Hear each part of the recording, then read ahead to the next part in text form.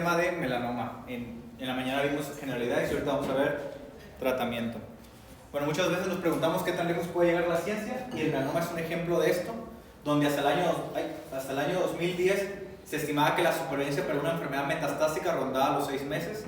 Actualmente, con la terapia con nivolumab y ipilimumab se ha alcanzado la media de supervivencia más larga, que son 72 meses, es decir, 6 años. En 10 años pasamos de que los pacientes vivieran 6 meses hasta 6 años en una enfermedad metastásica.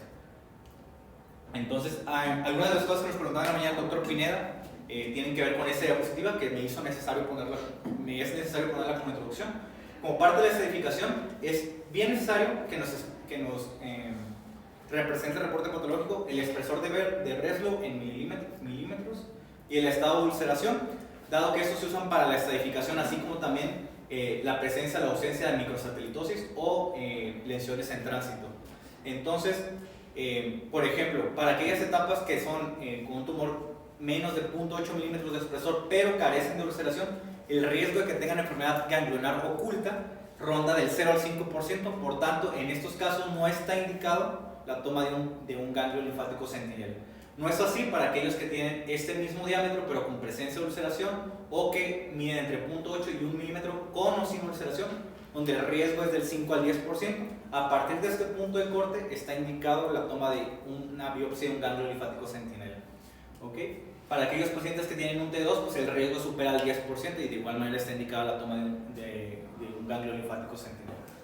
En color azul les marqué aquellas etapas en las cuales se puede contemplar la terapia adyuvante actualmente. Y esos son algunos principios generales a saber. Para las etapas clínicas 1 no se recomiendan los estudios de imagen de rutina y no se recomiendan los estudios de laboratorio de manera rutinarios. Para las etapas 1A, que son las que ya les había mencionado, exclusivamente el T1A, no se recomienda la biopsia del ganglio linfático sentinela, está en inglés, porque menos del 5% resultarán positivas, pero a partir de 1B sí se recomienda la biopsia del ganglio linfático sentinela. Para las etapas clínicas 2, de igual manera no se recomiendan los estudios de laboratorio de rutina ni los estudios de imagen de rutina, y en caso de que una biopsia de ganglio linfático sentinela sea positivo, no está recomendada la disección ganglionar rutinaria porque no tiene impacto en supervivencia libre de enfermedad ni supervivencia de cáncer específica. Y en el caso de la etapa clínica 2, a partir de una etapa clínica 2B a 2C se puede contemplar el uso de la terapia adyuvante con inmunoterapia. Las etapas clínicas 3, pues fácil de recordar, son aquellas enfermedades que ya tienen enfermedad ganglionar o que tienen lesiones en tránsito o satélites o microsatélites. Estas se engloban una etapa clínica 3. A partir de aquí es cuando se recomiendan los estudios de extensión para la correcta estadificación, y además se recomienda conocer el estado del BRAF y la DHL, dado que la tasa de recurrencia de estos tumores es muy grande, entonces es necesario conocer estos factores. Y en esta etapa, pues la conducta actual es la adyuvancia, sin embargo parece que la neoadyuvancia buscará consolidarse también en una parte de este tratamiento. ¿Sale? En las etapas clínicas 4 es necesario tomar una biopsia, puede ser de cualquier sitio accesible. Es necesario conocer el estado del BRAF porque es un factor no solo pronóstico, sino predictivo a una terapia específica. Y el estado de HL, de igual manera se recomiendan los estudios de extensión.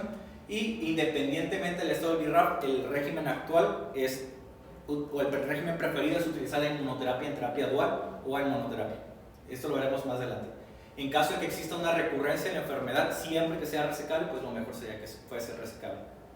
¿Okay? Incluso en una enfermedad metastásica, si es posible la metastasectomía, esta es mejor porque, como les comentaré más adelante, también se les puede ofrecer terapia adyuvante en la etapa 4 resecada. Dentro de los principios quirúrgicos se puede saber el estado de los márgenes para disminuir el riesgo de recidiva. A manera general, aquellos tumores que tienen menos de 1 milímetro de profundidad de espesor de Breslow, se recomienda un margen seguro de por lo menos 1 centímetro. Para aquellos de 1 a 2 centímetros, el margen es de 1 a 2 centímetros, y a partir de 2 milímetros de profundidad, el margen de seguridad debería ser 2 centímetros. ¿Okay? La resección se debería hacer, si bien anatómica, se puede hacer en bloque, porque pues sabemos que a veces no es posible resecar los órganos que están próximos en los 2 centímetros, y se hace generalmente en bloque.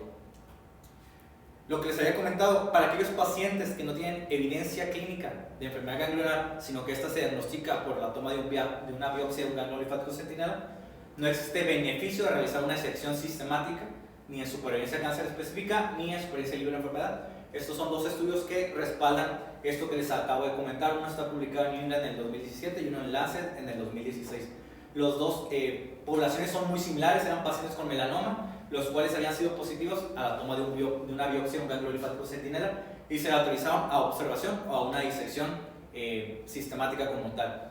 El objetivo primario de este estudio era la supervivencia melanoma específica a 3 años, donde podemos observar que fue idéntica entre realizar o no realizar la disección ganglionar rutinaria, y este estudio tenía como objetivo primario la supervivencia libre de enfermedad, la cual fue muy parecida y no estadísticamente significativa entre los dos grupos.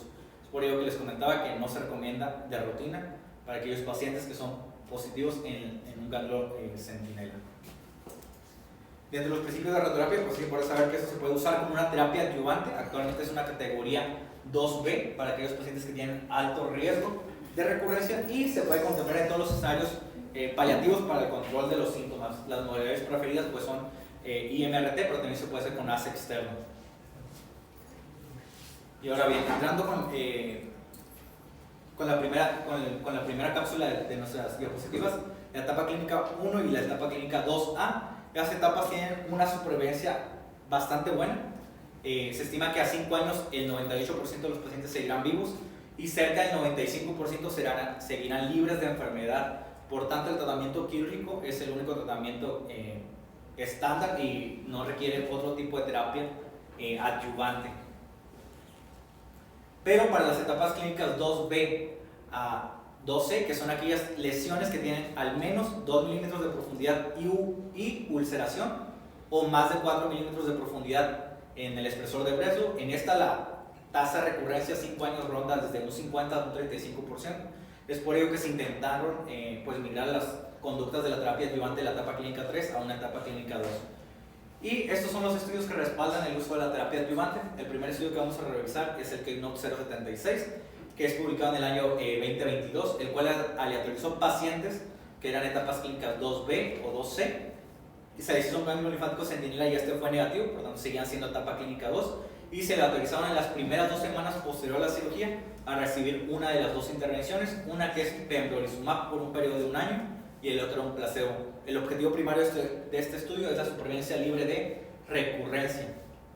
Y como vamos a observar en el corte de los 18 meses, cuando se hizo el análisis de ese estudio, ya existía un beneficio clínicamente evidente de al menos 10 puntos porcentuales, una disminución del riesgo cercano al 40%, y esto fue estadísticamente significativo.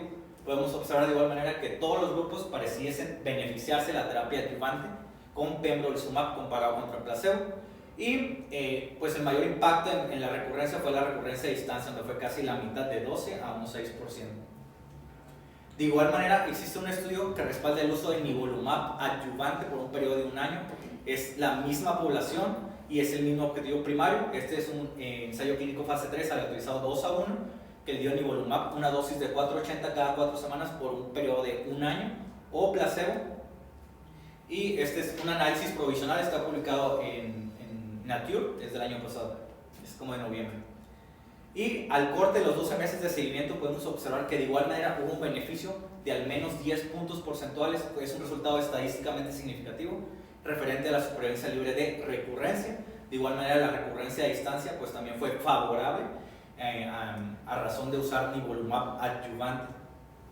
Beneficio pues independientemente del estado de la T, pareciera que hubo más beneficio en aquellos pacientes que tenían tumores de cabeza y cuello y en los que tenían BRAF mutado. Entonces, en las etapas clínicas 2B y 2C se puede contemplar el uso de terapia adyuvante, ya sea con pembrolizumab o con nivolumab, hasta por un periodo de 1 año, porque tienen impacto en supervivencia libre de recurrencia, que eso es lo que hasta ahorita han reportado los estudios. En este escenario no existen otras terapias adyuvantes que hayan demostrado beneficio, como terapia BRAF o inmunoterapia dual. Ahora, ¿qué proceden las etapas clínicas 3? Ya les había mencionado que las etapas clínicas 3 tienen que tener enfermedad ganglionar positiva o microsatelitosis, satelitosis o lesiones en tránsito. En estas etapas el estándar de tratamiento es la terapia adyuvante, sin embargo vamos a observar que pareciera que la neoadyuvancia también va a ganar algún lugar en estas conductas terapéuticas.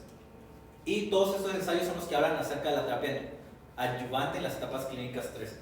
El primer estudio que demostró beneficio fue este estudio, que es el EORTC 18071 con ipilimumab contra placebo, el cual incluyó pacientes que habían tenido una etapa clínica 3 y habían sido sometidos a una disección ganglionar.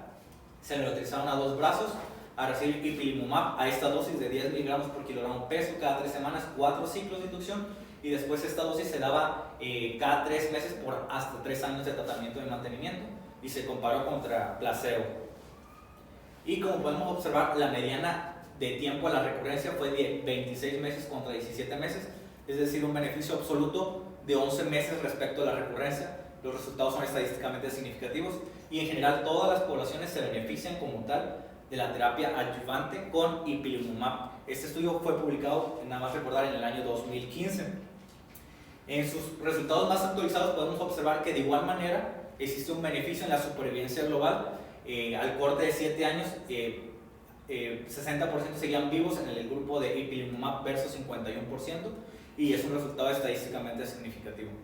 Entonces, en el 2015 ya existía como un estándar que era el ipilimumab, y como era de esperarse, pues se comparó con nivolumab. Este es el Checkmate 238 publicado en el año 2017, el cual comparaba una población muy similar. El objetivo primario es el mismo, la supervivencia libre de recurrencia, y autorizó a los pacientes a recibir nivolumab 3 miligramos por kilogramo peso cada 2 semanas por 1 año contra ipilimumab, pero aquí vamos a observar que la dosis o el tratamiento o de la duración del tratamiento fue aproximadamente 1 año.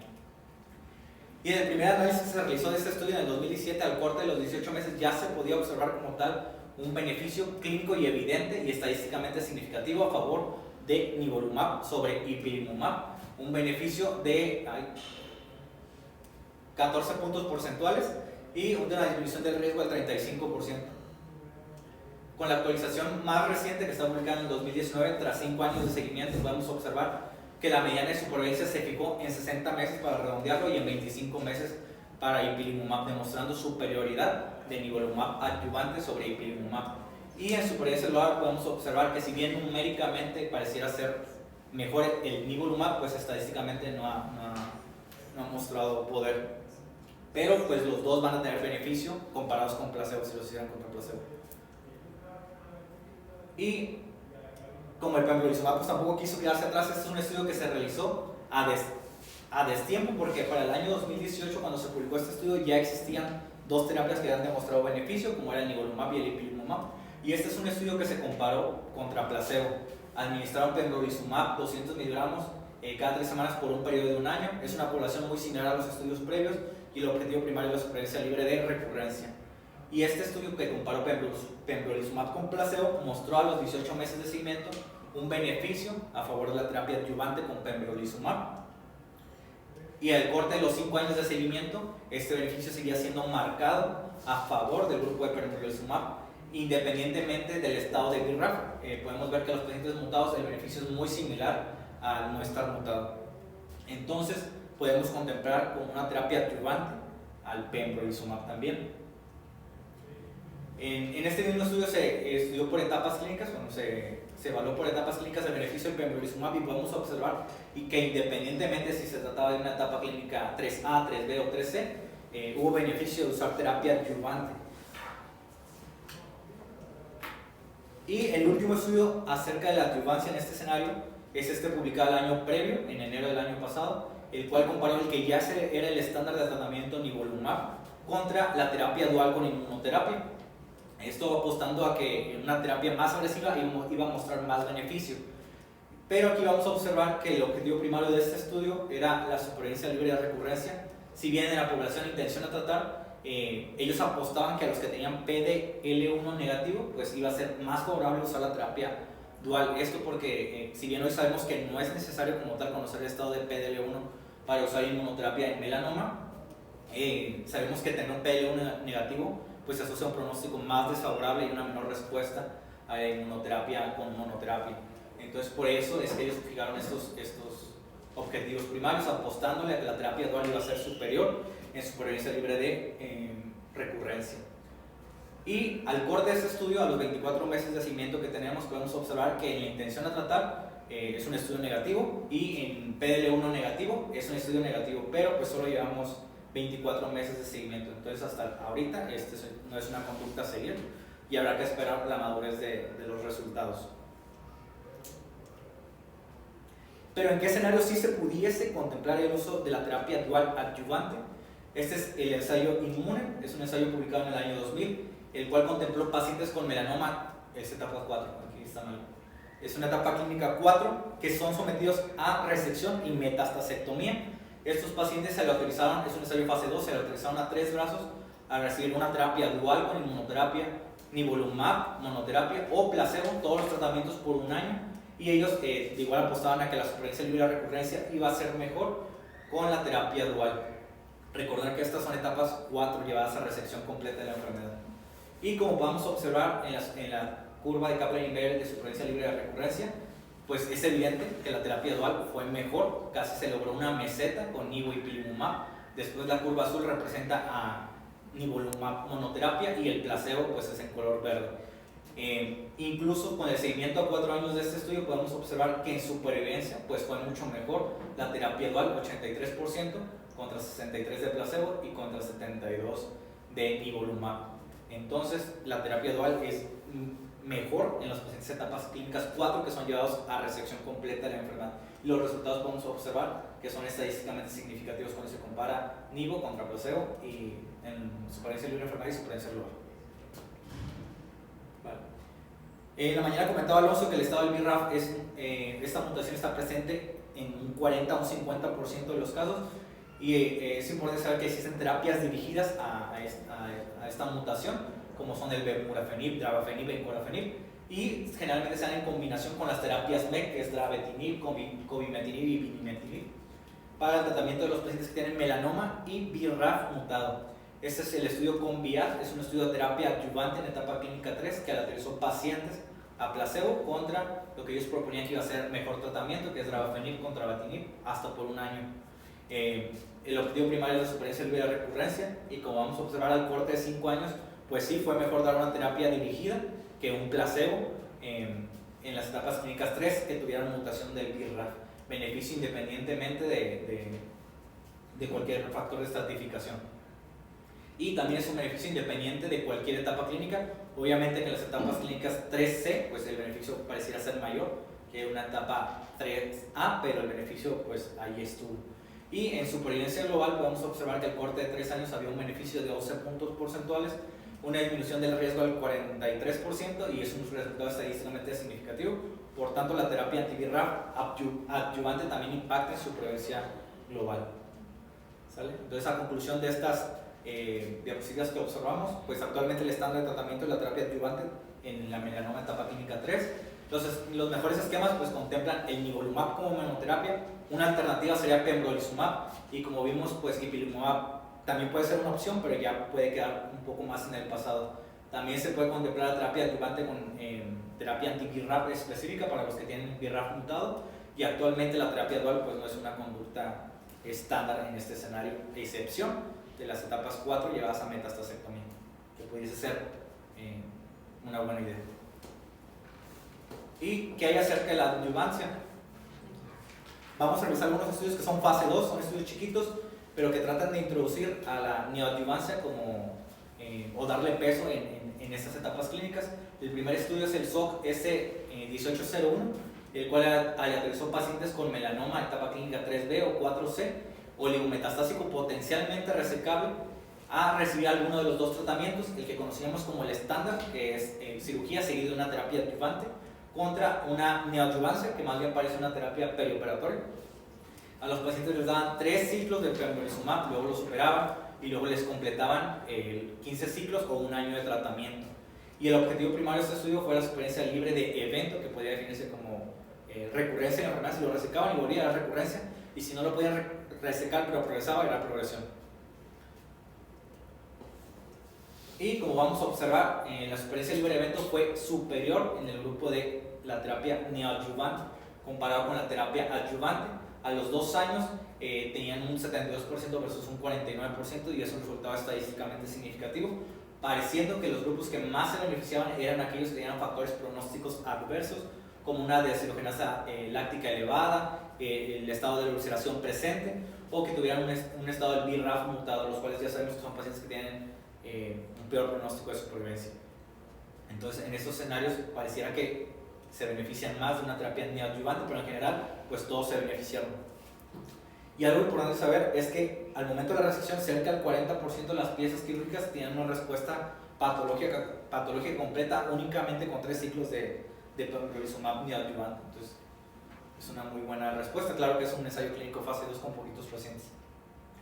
El segundo estudio que vamos a observar es este que lleva el nombre de NEOTRIO, el cual contempla la terapia neoadyuvante con pembrolizumab en pacientes con melanoma con estado del BRAF mutado.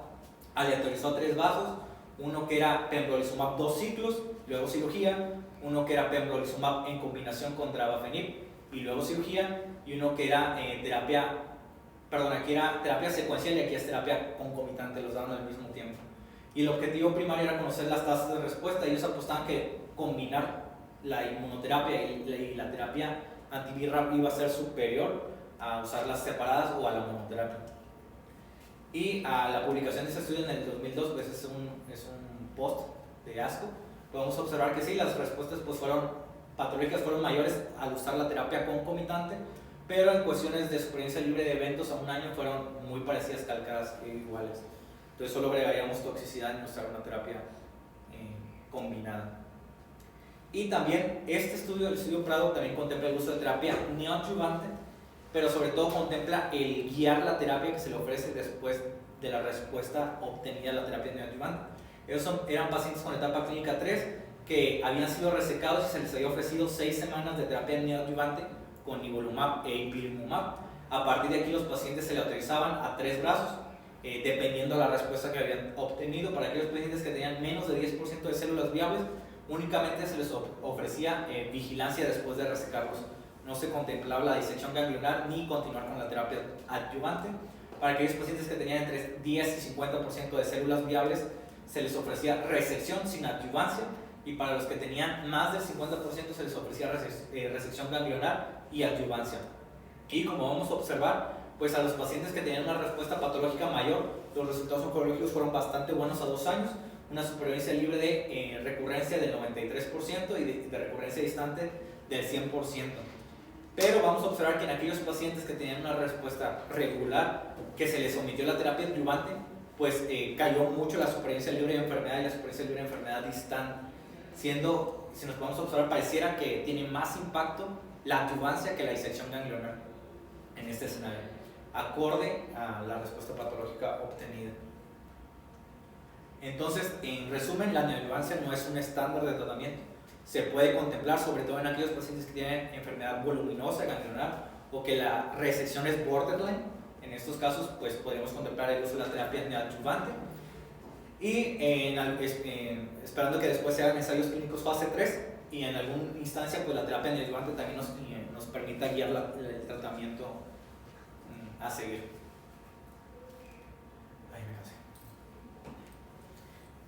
Ahora bien, vamos a ver el escenario avanzado, incurable, no susceptible pues, a curación como tal, y la primera línea de tratamientos que vamos a ver va a ser acerca de la inmunoterapia. Este es un gráfico que ilustra la evolución del tratamiento del melanoma desde 1970, cuando se usaba quimioterapia, hasta la última aprobación que existe en el año 2022 con Tabentafusp para melanoma de coroides uveal. Ellos son el doctor Allison y el doctor Honjo, son ganadores del Premio Nobel de Medicina en el año 2019 por su descubrimiento del CTLA4 y del PDL1. El CTLA4 se descubrió en el 88 y el PDL1 en el 94, creo. Entonces son años que tuvieron que esperar ellos para obtener reconocimiento. Pero es importante saber que ellos fueron parteagua, porque a partir de aquí se crearon terapias dirigidas contra estos receptores y vimos un gran cambio del tratamiento del cáncer en general, no solo del melanoma, en general del cáncer. Entonces, este es tomado de la guía NCCN y podemos observar que para la primera línea de tratamiento pareciera que el régimen preferido, si bien todas son categorías 1, es la combinación de inmunoterapia, que es nivolumab, ya sea con ipilimumab o con relatlimab. Esos son los regímenes preferidos, pero también se puede contemplar la terapia con monoterapia, con nivolumab o pembrolizumab. Ahorita vamos a conocer en qué pacientes pareciera ser bueno contemplar una terapia monoterapia. Y también se puede contemplar el uso de terapias anti-BRAF para aquellos pacientes que tienen mutación del BRAF. En segunda línea podemos ver que sigue contemplando el uso de nivolumab e ipilimumab, nivolumab, relentimab, y todo depende de que hayamos utilizado en unas líneas, en la primera línea. También se puede contemplar el uso de la terapia BRAF, y en algunas situaciones, si tuviéramos, por ejemplo, mutación del ROS o del NTKR, se podría usar terapia pues, dirigida a estos receptores. Y pues siempre hay que contemplar que también se puede usar quimioterapia en segundas líneas o posteriores. Este primer estudio que vamos a observar es un estudio que generalmente omitimos, pero este es un estudio pivotal, es publicado en el año 2010, el cual dio un gran boom para el tratamiento de todos los cánceres, porque ese fue el primer estudio que respaldó el uso de una inmunoterapia como el ipilimumab en cualquier neoplasia, y fue para melanoma. Entonces, este estudio contempló usar una glicoproteína 100, que al ratito veremos qué es esa glicoproteína, comparado contra ipilimumab, y ipilimumab demostró beneficio de 10 meses contra 6 meses, un resultado estadísticamente significativo, y representa, pues, si bien un pequeño paso para el hombre, porque fue un resultado pues, de 4 meses, fue grande para la humanidad y para el tratamiento de todas las neoplasias. Y una vez que ya se había establecido ipilimumab como una terapia adyuvante estándar, pues obviamente surgieron quien quiso comparar otros tipos de inmunoterapias. En este caso el Keynote 006 comparó pembrolizumab en 2 dosis distintas contra ipilimumab. El objetivo primario de este estudio era la supervivencia libre de progresión y supervivencia global, y está publicado en el año 2015. Y como vamos a observar respecto a la progresión, pues las 2 dosis contempladas para pembrolizumab fueron superiores a usar ipilimumab, y también fueron superiores en supervivencia global. En el corte de seguimiento a 5 años podemos observar que la mediana de supervivencia para las 2 dosis de pembrolizumab fue de 32 meses contra 15 meses, es decir, fueron el doble de supervivencia el usar pembrolizumab a comparación de ipilimumab.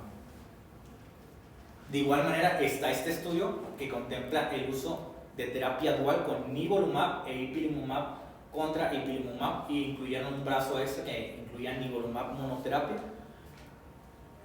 Los objetivos son los mismos, supervivencia libre de progresión y supervivencia global, pero del brazo B contra el brazo C. Y aquí en este diapositiva me voy a detener tantito porque hay cosas que mencionar. Lo primero que vamos a mencionar es que la mejor terapia en supervivencia libre de progresión pues, fue la terapia dual, nivolumab con ipilimumab. La segunda fue aquella que contemplaba el uso de nivolumab, y la tercera fue ipilimumab. Eso lo podemos ver aquí en la tableta que les realicé. Los resultados de estos son estadísticamente significativos, y vamos a observar que si bien actualmente sabemos que usar PDL1 para guiar la terapia no es necesaria, en este estudio se estudió el estado de PDL1 y pudieron observar para aquellos pacientes que tenían un PDL1 positivo, la supervivencia libre de progresión era igual de dar una monoterapia que una terapia dual. Entonces, pues si tuviéramos el conocimiento del PDL1 o un PDL1 elevado, les da igual en progresión con una terapia monoterapia que con una terapia dual. Pero no así para los que tienen un PDL1 negativo, observando que la terapia dual pues, es superior a una monoterapia. De igual manera, en una actualización posterior de este estudio, pudimos conocer que el BRAF es un factor pronóstico adverso. Entonces, los pacientes que más se rescatan o que más se puede aumentar la supervivencia, pues son los que tienen un BRAF mutado con la terapia dual. Entonces, si tuviéramos un paciente con mutación de BRAF y vamos a ofrecer inmunoterapia, lo ideal sería ofrecer una terapia dual. De igual manera, a los pacientes que tienen una deshidrogenasa láctica, hay más beneficio en supervivencia y se viven más los pacientes si se les ofrece una terapia dual a una monoterapia.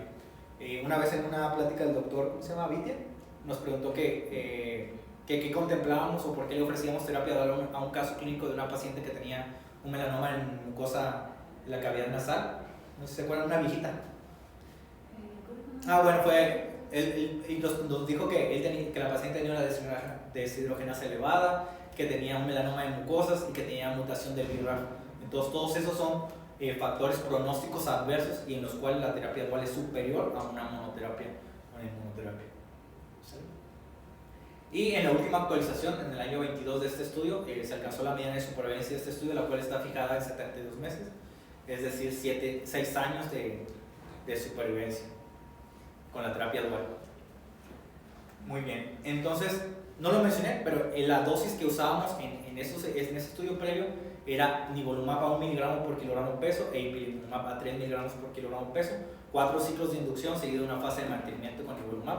Sin embargo, en el estudio previo existían cercano al 50-55% de los pacientes tenían un evento adverso grado 3 o superior, por lo cual eso era pues algo de tener precaución, y se desarrolló este ensayo clínico, que es un ensayo clínico fase 3 y fase 4, que contemplaba el uso de dosis inversas de nivolumab e ipilimumab. Ellos apostaban a que invertir las dosis iban a tener un 15% menos de eventos adversos grado 3 o superior.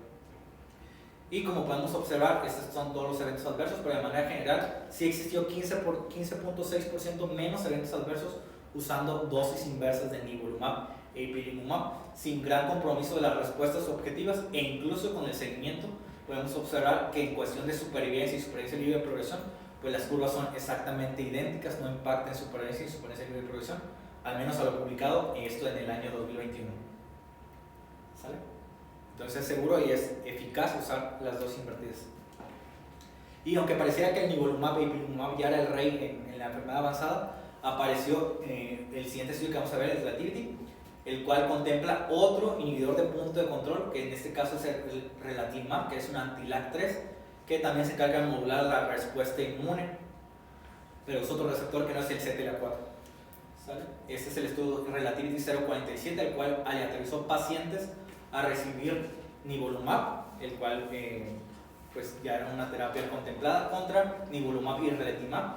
El objetivo primario era supervivencia libre de progresión, y como vamos a observar es un estudio que es positivo. La mediana de supervivencia se fijó de 10 meses contra 4.6, un resultado estadísticamente significativo a favor de la terapia dual, con beneficio pues en todos los subgrupos e independientemente del estado de expresión del LAG3, que era el receptor al cual se unía esta inmunoterapia.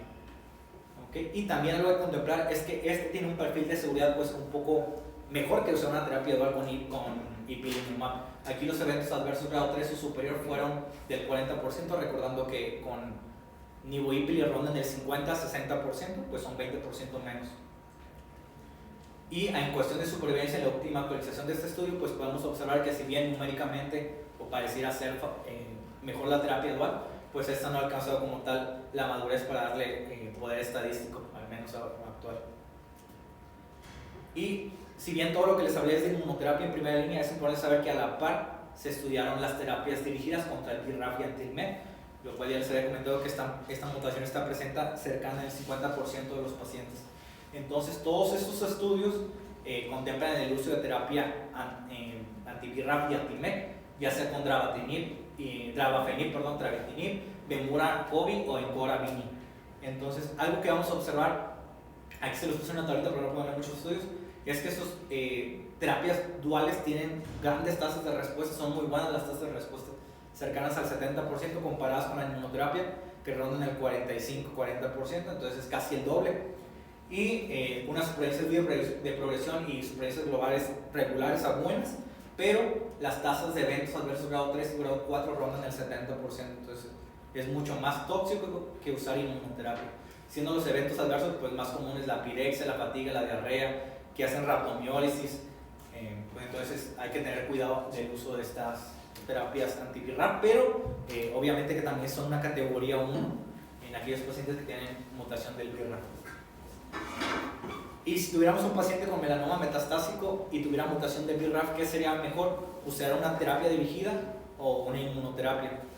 Y esta pregunta que pareciera que al principio es fácil de responder, como en la mayoría de los cánceres en los cuales una terapia dirigida siempre es mejor a usar inmunoterapia, pues vamos a observar que en los estudios de melanoma no es así. Este es el estudio Dream Sequel, el cual aleatorizó pacientes que tenían melanoma metastásico BRAF mutado a recibir alguno de los dos brazos. Un brazo iniciaba con nivo-ipili y a la progresión se daba draba-treme, y otro brazo iniciaba draba-treme y a la progresión se llama nivo-ipili. El objetivo primario es la supervivencia a 2 años, y como vamos a observar, los pacientes que iniciaron con una terapia con inmunoterapia pues tuvieron mejor supervivencia a 2 años, 71% versus 51%, un resultado estadísticamente significativo.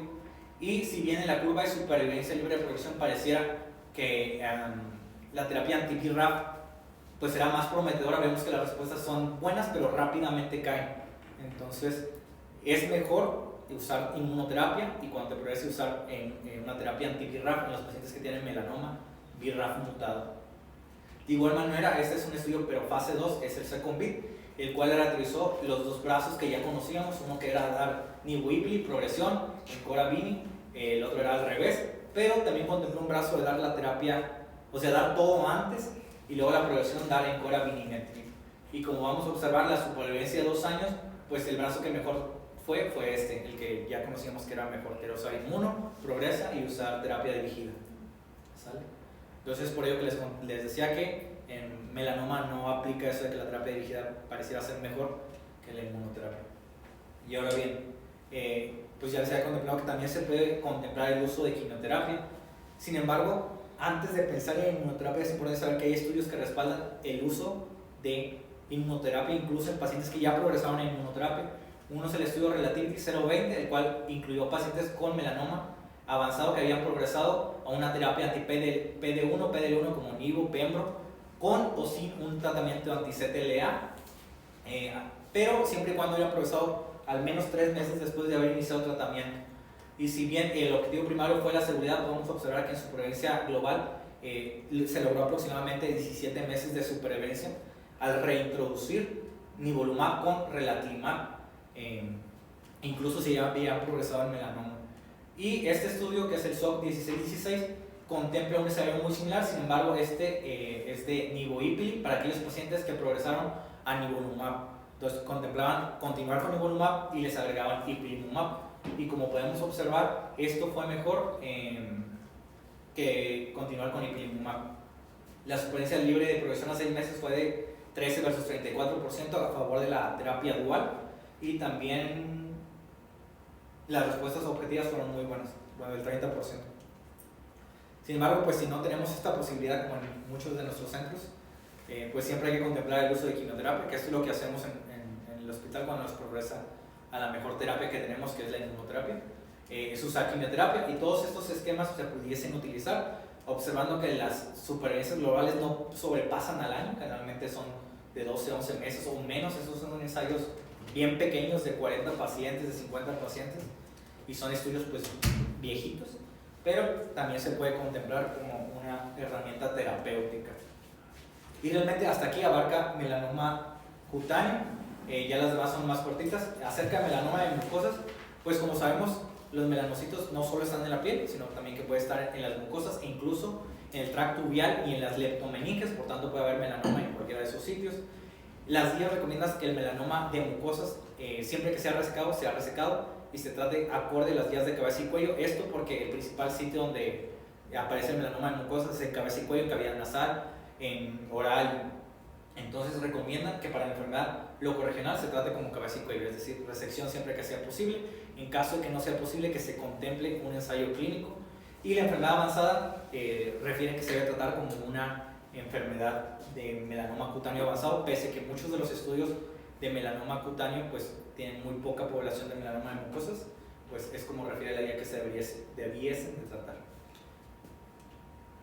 Y es importante saber que bien lo mencionó Alonso en la mañana, el melanoma de mucosas, hasta un 20% de los pacientes pueden tener mutación del KIT. Este es un estudio que incluyó pacientes con melanoma de mucosas o acral, que también los melanomas acrales tienen mutaciones del KIT. Enfermedad irresecable o metastásico, se les estudió y se comprobó que tenían como tal la mutación del KIT, y se dio tratamiento con imatinib a una dosis de 400 miligramos. Se puede dar 1 o 2 veces al día, y como vamos a observar, las tasas de respuesta con ese tratamiento fueron del 30%. Las supervivencias tras un seguimiento fueron de 1 año o pasado de 1 año. Entonces, si nos ponemos a pensar que una quimioterapia da 1 año y es mucho más tóxica que dar, bueno, no es que el imatinib sea inocuo, pero tiene un perfil de seguridad más aceptable, y si tuviéramos la mutación del KIT pareciera ser una buena opción en melanoma de mucosas. ¿Y qué acerca del melanoma uveal? Pues acerca de los periodos de tratamiento, nosotros siempre, bueno, yo al menos siempre he pensado que el melanoma uveal se debe resecar. Sin embargo, es importante saber que existen otras terapias, incluso existen tumores que si esos son menos de 20 milímetros, si tienen menos de 2.5 milímetros de profundidad, pudiesen quedarse como tal en observación, y en aquellos que tienen un diámetro superior y una profundidad superior, pudiese contemplarse como tal el uso de braquiterapia o radioterapia de gas externo para evitar como tal la enucleación. Sin embargo, si no pudiéramos tener alguna de estas dos terapias, pues el tratamiento sería enuclear al paciente. Para aquellos pacientes que tienen márgenes estrechos, se puede contemplar la terapia adyuvante con radioterapia, y de igual manera es una categoría 2B, igual que el melanoma cutáneo. Y ante la recurrencia local o congenital siempre se debe intentar resección.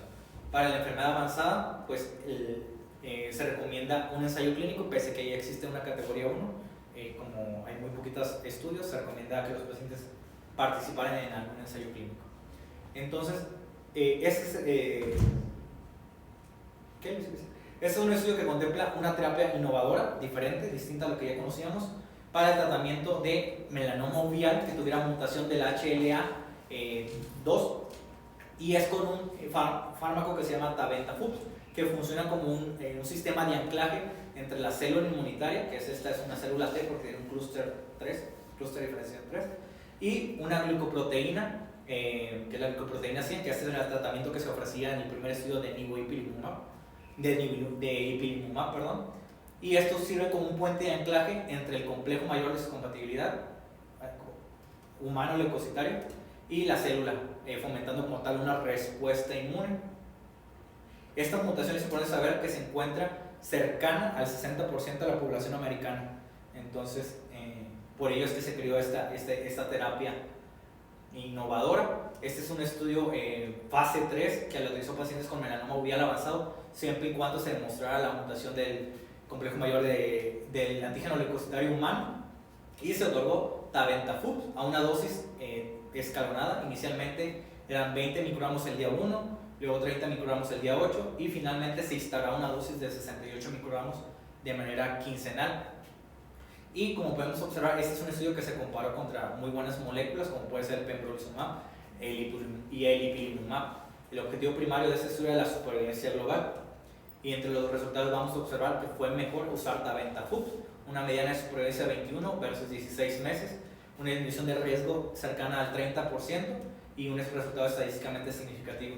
De igual manera, retrasó más la progresión que el usar pembrolizumab, que fue la gran corte, fue el 80% de los pacientes tuvieron pembrolizumab. Algo a contemplar de este tratamiento es que cerca del 89% de los pacientes tenían un síndrome de liberación de citocinas, lo que pareciera, a muchos autores les parecía algo escandaloso y peligroso. Esto consistía en que los pacientes tenían escalofríos, fiebre, rash, pirexia, pero solo el 1% de estos pacientes fue evento adverso grado 3 o superior, y como podemos observar, conforme al paciente se le administraran más dosis, pues estos eventos fueron disminuyendo, ¿okay? Siendo a partir de los 3 meses cuando los eventos pues ya son menos del 20%.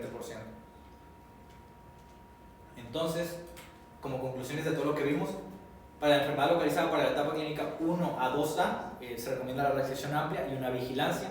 Para las etapas clínicas 2B y 2C se recomienda la resección más contemplar la terapia adyuvante, ya sea con nivolumab o con pembrolizumab. Para las etapas clínicas 3 es resección más adyuvancia, ese es el estándar of care, pero se puede contemplar neoadyuvancia en aquellos pacientes que tienen enfermedad voluminosa o potencialmente irresecable, ¿sale?